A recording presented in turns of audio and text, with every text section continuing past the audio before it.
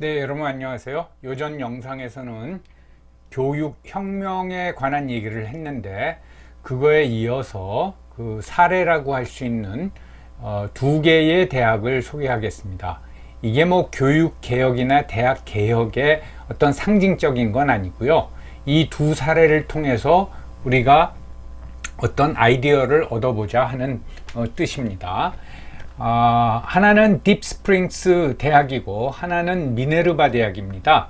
미네르바 대학은 뭐 우리나라에도 많이 알려져 있는데 그 내용을 자세히 아시는 분은 별로 없을 겁니다.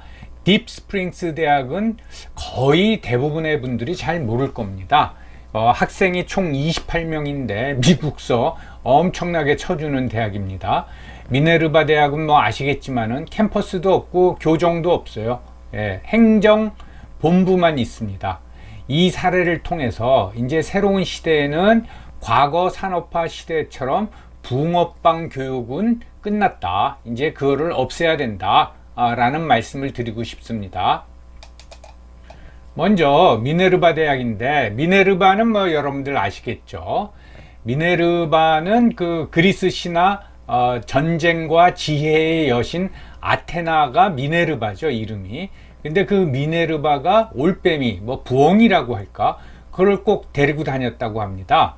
그래서 이 두 올빼미와 미네르바의 그 유명해진 거는 그 헤겔이 법철학 서문에 미네르바의 올빼미는 황혼진 후에야 날개를 편다. 이 문구 때문에 유명해졌습니다. 이게 무슨 뜻인지는 뭐 저희 그 공부한 사람들끼리도 논의를 많이 했는데 정치 철학을 공부하신 분들도 이 헤겔이 한 이 말이 무슨 뜻인지를 정확히 설명을 못 해주더라고요. 그러니까 이 지혜라는 거는 이제 좀 뭐 이렇게 나이가 들어야 된다 뭐 그런 뜻인지 또는 모두가 활개치는 낮에는 지혜가 발휘될 수 없다. 저녁이 돼서 조용해져야지 지혜가 발휘될 수 있다. 뭐 그런 식으로 이해하면 될 것 같고요. 요 사진의 왼쪽에 있는 거는 그 오스트리아 비엔나에 있는 뭐 석상일까 동상이라고 하겠죠. 요게 미네르바 즉 아테나인데 그 왼쪽에 보면은 그 동상의 이제 오른손이지만은 보면은 이 그 올빼미가 이제 있는 거죠. 그리고 오른쪽에 있는 사진은 그 동전, 은하입니다. 동전이 아니네요. 은하죠. 이 기원전 5세기에 아마 아테네에서 발행을 했겠죠. 그리스 은하인데 보면 한 면에는 아테나의 이제 초상이 새겨져 있고 뒷면에 보면은 올빼미가 이렇게 돼 있죠. 그래서 여기 이제 미네르바의 뭐 어원이라 그럴까 그는 이렇다는 것을 설명드립니다.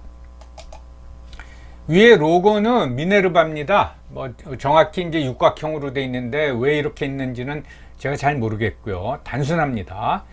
2014년에 신입생을 처음 모집했습니다. 한마디로 말해서 사이버 대학이죠. 온라인 강의만 합니다. 오프라인 강의는 없습니다. 학생 수는 총 1000명 정도로 추정이 되는데 이게 한 해에 약 250명의 학생을 뽑습니다. 근데 모두 다 등록하는 건 아니고 그거보다 숫자가 좀 적죠. 그래서 4개 학년 다 합쳤을 적에 한 1000명 정도 되지 않을까 추산되고 있고요. 미국에 있는 대학이기 때문에 미국 학생이 한 4분의 3. 최근에는 전 세계적으로 이제 관심이 많아져 가지고 나머지 학생들은 그 다른 나라에서 옵니다. 우리나라 학생들도 여기 재학하고 있는 학생들이 꽤 있습니다. 우리한테 많이 알려진 거는 뭐 하버드 대학보다 경쟁률이 세다 이제 이거예요. 1%입니다. 1%. 그러니까 한 25,000명 정도가 지원을 하고 선발 학생은 250명 정도 됩니다. 하버드는 경쟁률이 20대 1, 즉 5% 정도 되고 예일이 한 6%, 100명 지원하면 6명만 뽑죠. 그러니까 경쟁은 굉장히 세다고 할 수 있습니다. 학비는 1만 불 정도밖에 안 됩니다. 근데 부대 비용, 그러니까 숙식비가 많이 들죠. 그게 합쳐서 3만 불. 그렇다고 하더라도 그 하버드를 비롯한 아이비리그 대학이 6만 불이 넘지 않습니까? 등록금이 총 한 7만 불 가까이 됩니다. 거기다가 또 이 기숙사비 뭐 이런 거 포함하면 어마어마하게 들죠. 그러니까 무지하게 싼 학비라고 할 수 있습니다. 그렇게 될 수밖에 없는 게 이거는 캠퍼스를 안 가지고 있거든요. 꼭 고정 비용이라는 게 많이 들어갈 필요가 없기 때문에 학비가 이렇게 쌉니다. 본부는 미국 샌프란시스코에 있고 거기서 1학년은 거기서 기숙사 생활을 하면서 온라인 강의를 듣습니다. 그 내용은 주로 사고력, 창의력, 소통, 즉 인간관계 이거에 대해서 1년 동안 교육을 받고 나머지 3년은 세계 6개 도시를 돌아다니면서 그러니까 한 학기에 1개 도시를 가는 거죠. 하면서 공부를 합니다. 그 6개 도시는 아시아에 3군데가 있는데 타이페이, 하이데라바드 이건 이제 인도에 있는 도시입니다. 그 다음에 서울 이건 당연히 우리 서울이죠. 이 서울 기숙사가 이태원 근처에 있다고 하는데 뭐 해방촌이라고도 하고 제가 가보질 않아 가지고 정확히 모르겠습니다. 거기에 있고 그 다음에 남미 아르헨티나의 부에노스아이레스에 있고 베를린에 있고 런던에 있습니다. 이걸 한 학기에 하나씩 돌아가면서 이제 공부를 하게 됩니다. 교과 과정은 뭐 인간관계 뭐 그렇게도 1학년 때 배운다고 말씀드렸지만은 철학서부터 코딩까지 소위 말해서 통섭이라는 말이 요즘 유행하죠. 통섭 융합학문입니다. 그런데 6개 도시를 다니면서 인턴십을 하게 돼 있어요. 서울 같은 경우에는 네이버하고 카카오에 가서 인턴을 하는 걸로 알고 있습니다. 그리고 리포트를 꼭 써야 됩니다. 또는 자기가 거주하고 있는 국가나 도시에 관한 프로젝트를 정해 가지고 그 리포트를 써야 됩니다.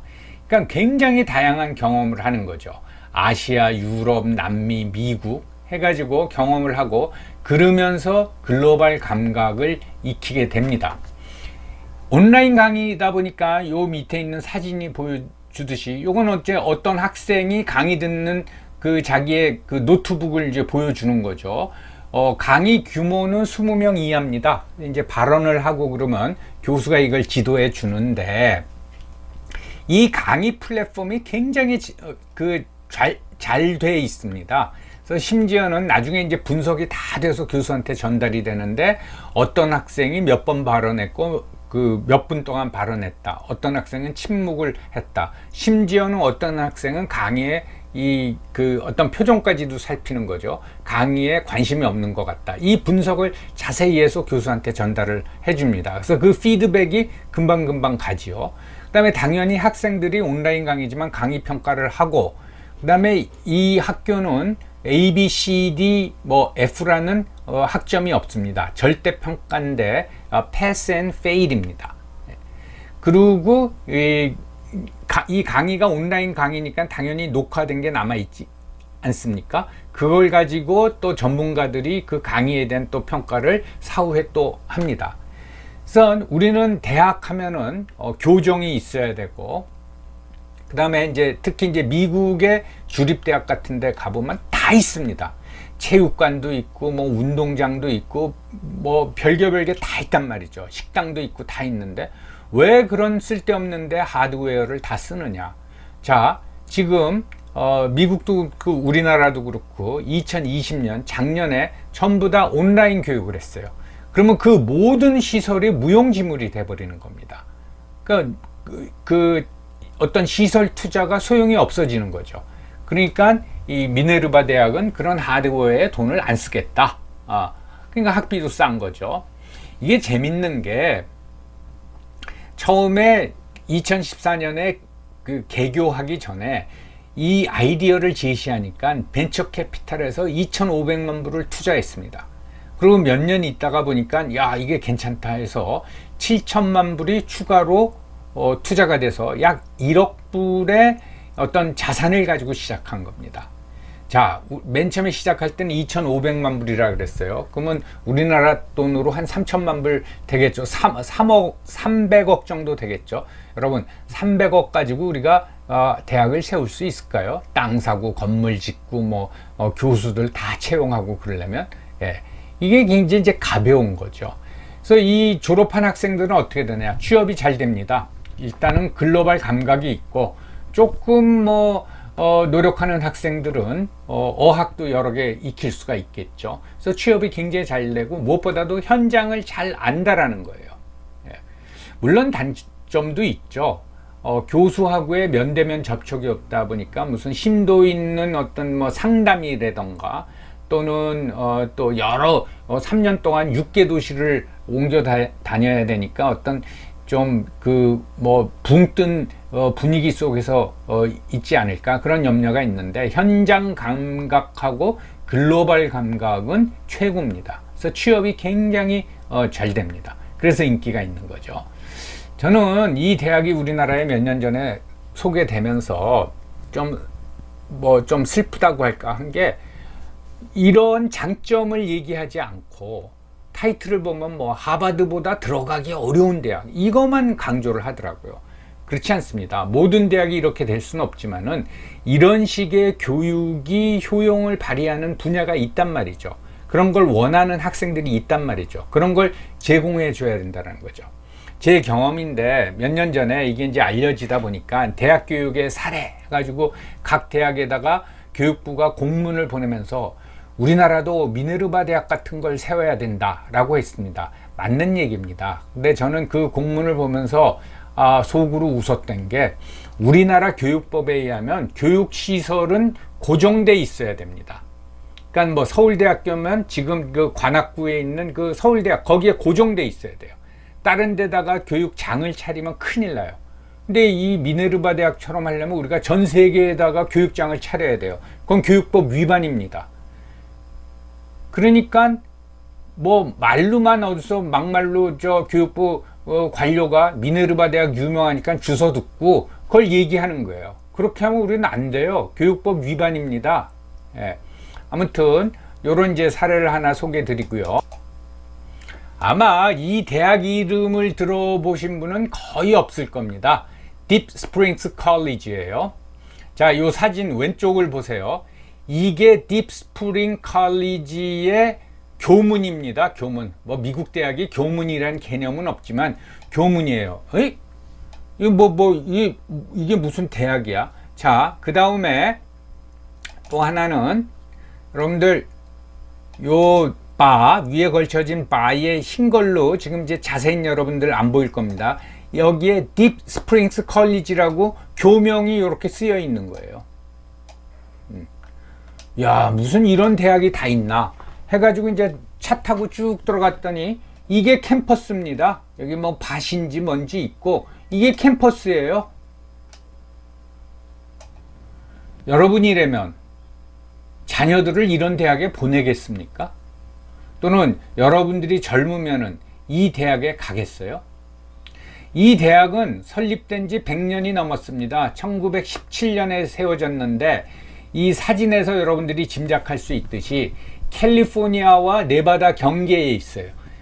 정확히는 여기 나와 있지만은 인요 카운티, 캘리포니아입니다. 경계에 있는데 그 지역은 거의 다 사막 지역입니다.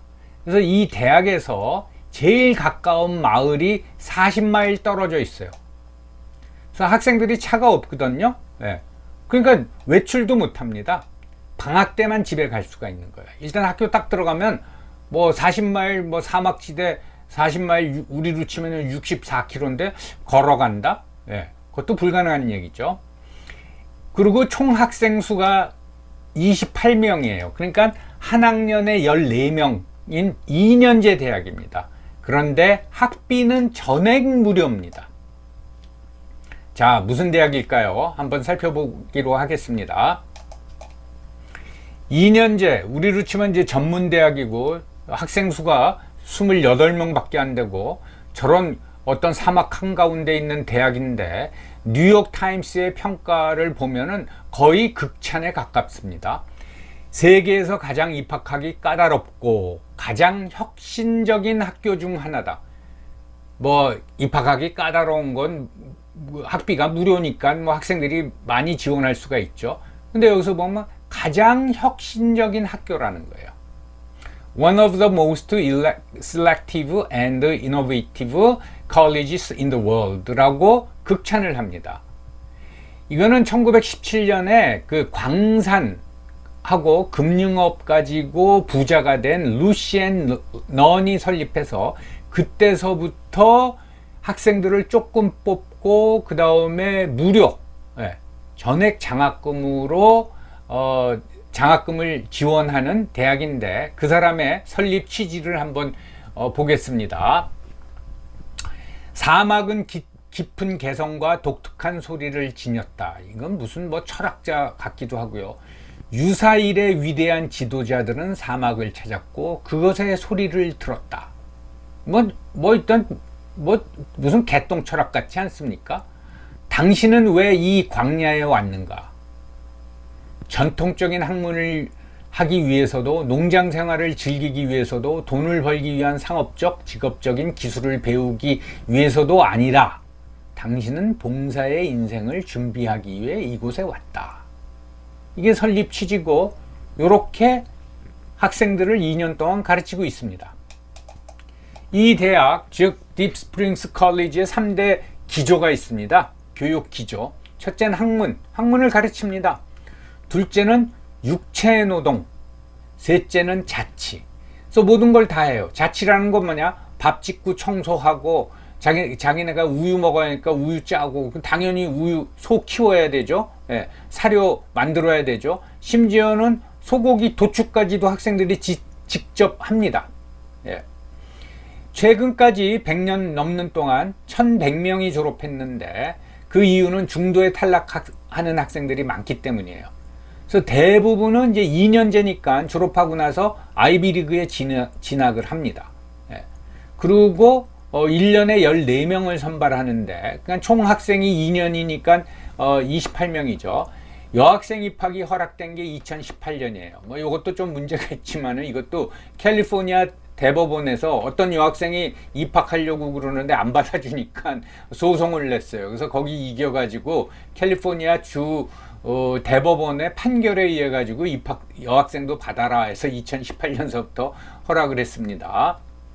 매해 180명에서 250명이 지원하고 외국인 학생도 2명 내지 3명 있는데 다른 대학을 졸업하거나 20대 중반이 넘으면 입학을 허락하지 않습니다. 이미 때 묻었다 그런 뜻이겠죠.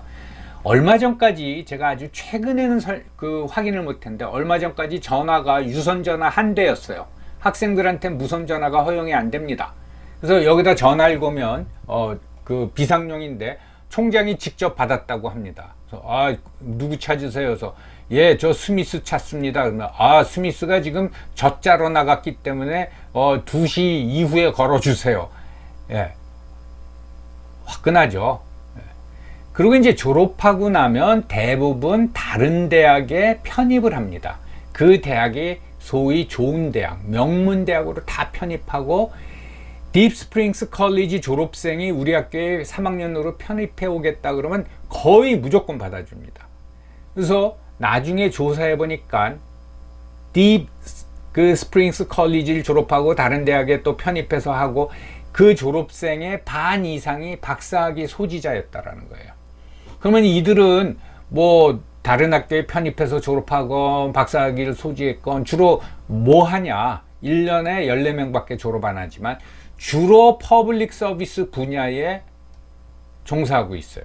그러니까 봉사, 돈 버는 게 아니라 아까 설립 취지에서도 그랬죠. 봉사하기 위해서 너희들은 사막에서 2년 동안 고생해라 그거 아니에요. 종사하고 있어요. 이거 실화라기보다는 이제 하나의 예인데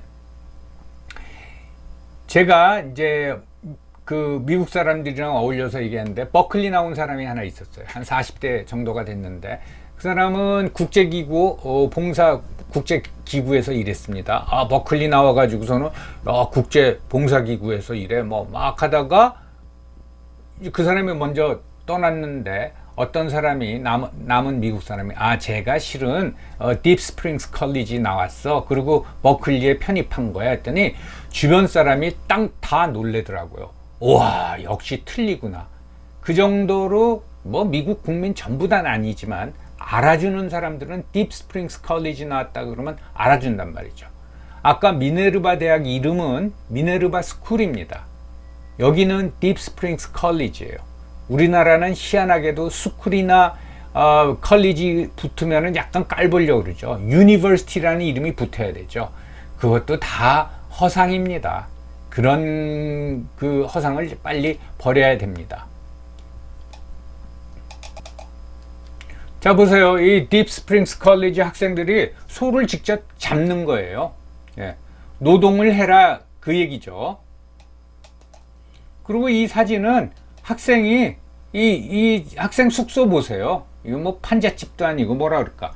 이 뭐 집은 숙소는 아니겠죠. 이게 무슨 뭐 오양간 같은 건지 모르지만 학생들이 직접 수리를 해요. 이렇게 올라가 가지고. 자, 요 사진을 보면 자세한 설명은 안 나왔는데 아마 전교생이 다 모인 것 같지 않아요? 전교생이 뭐 28명이니까 모여서 이렇게 이제 뭐 토론 같은 걸 하는 건지 무슨 행사 같은 걸 하는 건지 이제 이렇게도 하고. 이거는 이제 강의실 그 강의입니다. 강의 모습이에요. 예, 정상적인 이제 강의실 이런 식으로 세미나식으로 이렇게 진행하고 있죠. 그래서 제가 미네르바 대학하고 딥스프링스 컬리지를 소개한 게 이제는 학교가 가두리 양식이 아닙니다. 무조건 학교 안에 있다고 공부가 되는 게 아니죠. 이런 가두리 양식 또 붕어빵 찍어내듯이 하는 교육은 이제 그만해야 된다는 거죠. 모든 대학이 이 두 대학교를 본받으라는 게 아니라 그 이 두 대학 같은 다양성을 인정해 줘야 된다는 거죠. 저는 미네르바 대학 세우는데 초기 자금이 한 300억, 나중에 이제 7천만 불 추가 투자를 받았지만 왜 우리나라 재벌은 이런 생각을 못할까? 또는 학생 1년에 14명 모집하더라도 전액장학금을 주고 정말 사회 봉사를 위해서 헌신할 수 있는 학생들을 키우는 대학을 왜 못 세울까? 그런 게 굉장히 아쉬웠습니다. 마지막으로 요전 시간에 제가 코세라 온라인 교육을 설명드렸는데 여기서 보여듯이 주요 글로벌 대학의 온라인 강의 플랫폼 회원수에서 스탠포드 대학이 주도하는 게 코세라입니다. 회원이 2,500만 명이에요. 그리고 MIT와 하버드 대학이 주도하는 온라인 강의 플랫폼이 edX고 뭐 영국 오픈 대학이 있는데 이 두 개 보면은 edX는 1,400만 명입니다. 여기서는 수많은 강의를 제공하는데 무료 강좌도 있어요. 그리고 일부 그 강의는 대학 학점으로 인정을 합니다. 내가 여기서 듣고 어느 대학에 입학했을 적에 그걸 제시하면 학점으로 인정을 해줘요. 그리고 외국인 수강도 가능합니다. 예. 지금 이렇게 변하고 있어요. 2,500만 명. 코세라 같은 경우에는 몇 년 전까지 코세라로 벌어들이는 돈이 한 6억 불 정도 됐어요. 그리고 MIT와 하버드 edX가 한 5억 불 정도 벌어들였습니다. 자녀가 졸업하고 난 후에 돈 버는 길로 가야 된다 그러면 제가 아는 한은 무슨 하버드 비즈니스 스쿨 뭐 그런 게 많이 있지만 스탠포드가 최고입니다. 예, 스탠포드는 정말 그 뭐 실리콘밸리 근처에 있어서 그런 거 있을지 모르지만 돈 버는 기술은 스탠포드 대학이 최고입니다. 코세라 하나 가지고 5억 6억 불 벌어들이니까 이것도 오래된 거니까 지금쯤 한 10억 불 벌어들일지 몰라요. 예. 이게 우리나라 4년제 대학의 이 그 예산이 이제 평균 사이즈로 보면 그냥 1억 불 정도로 보시면 돼요. 그런데 온라인 강의 가지고 스탠포드 대학이 그거의 5배, 6배를 벌어들이는 겁니다. 이 말씀을 왜 드리냐? 세상은 그렇게 변했습니다.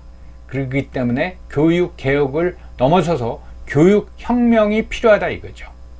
그거에 대해서 부단히 방향을 모색하고 있는 게 미국입니다.